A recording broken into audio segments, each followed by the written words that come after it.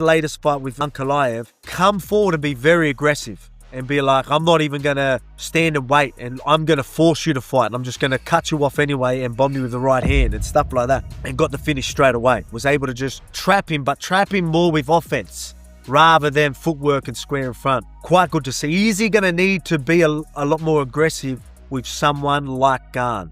Maybe. You've seen in some of the training footage of Pereira of him copying a lot of jabs. You'll see him, because he's always standing there, he wants you to really commit. A defensive jab, which Gane loves to do, like a jab and getting yourself out at a long range, just jab and getting yourself out, is going to be a tool that Gane is good at and has given Pereira a lot of problems. You've seen this in training. But again, eventually he'll get himself in a position where he can either force you to fire something else or trap you anyway and just let his hands go. But let's talk about Pereira, what he likes to do. Again, with orthodox fighters, he loves to, as I said, square. He wants to be square in front of you.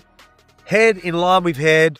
You both can use both sides. You've got your right hand, your left hook, right kick, left kick. He doesn't like to choose a side, stay outside that jab hand or stay outside that right hand. He loves to stand right in the middle to give himself the tools to use all of them. Loves the left hook, loves the right calf kick to keep you square in front. And then when you choose to fire right hands or whatever you choose to fire, he ends up just countering while you're firing. That's something that he does very good. A lot of people want to, while they fire, slip and then counter. He is sort of countering as you fire. You will fire your right hand, he will sort of just slip and fire straight away.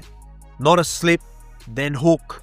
He will, as you're firing, slip and counter with that shot straight away. So you are in range every single time because you are trying to commit to hit him. Even if you want to fire your right hand and pull yourself out, he's already fired the shot to land. He's always in a range, in a position where you could easily, think you can easily hit him. So that's where a lot of people have big problems. They panic punch and then he just counters. But Gane isn't one to panic punch. He's going to jab on the back foot, stay long with his jab. While you're trying to stand in front of him, head on line, he does a great job of not telegraphing his jab. It's not this big, obvious step, shoulder movement, big step into it. It's just going to be a lot of boop, farm up type jabs, clean jabs that aren't telegraphed. Do I think Pereira gets himself in a position where he ends up just bombing on Gane? 100%. But let's not forget, Gane, again, very safe, very good at getting angles, very good at pulling himself out of range.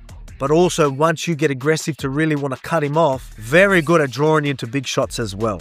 And he's quite safe while doing it. We've seen Izzy do a great job of pulling him into shots, and he can be finished. Is Gane capable of doing something like this? 100%. Heavyweight division, the jab's going to land a lot. I can guarantee you that. But who lands the bigger strikes first? They're both capable of doing it. Pereira's very capable of getting himself in a position where he can crack Gane, even though Gane's going to do a great job of working the cage. But I believe they're both just as dangerous there. I believe the work that Pereira needs to do to get him there will still put him pretty vulnerable because of how safe and good Gane's footwork is of putting himself out of position, where Pereira's going to need to keep chasing to get square in front of him. While he's chasing to get square in front of him, can Gane land a big shot? 100%. Now I need to prick someone. Who do I pick? This is a tough fight, mate. This is a lot tougher than people think. It's a striker versus striker, and if you said that, people are going to think that favours Pereira so much. Gane's an incredible striker. I can definitely see Gane jabbing and inside kicking or outside kicking, just landing enough on the outside when he is in danger, framing enough, being safe enough to not get hit with big shots, getting himself back out again. Him being heavyweight and being so big, he can survive being quite defensive in front of Pereira. He's kickboxed his whole life. Some of them calf kicks, he's going to be able to handle some of those. He's going to be durable enough. I think I can see Gane definitely winning a decision and not really getting hit much. I can definitely see that, but I'm banking on Pereira being a lot more aggressive and actually firing first.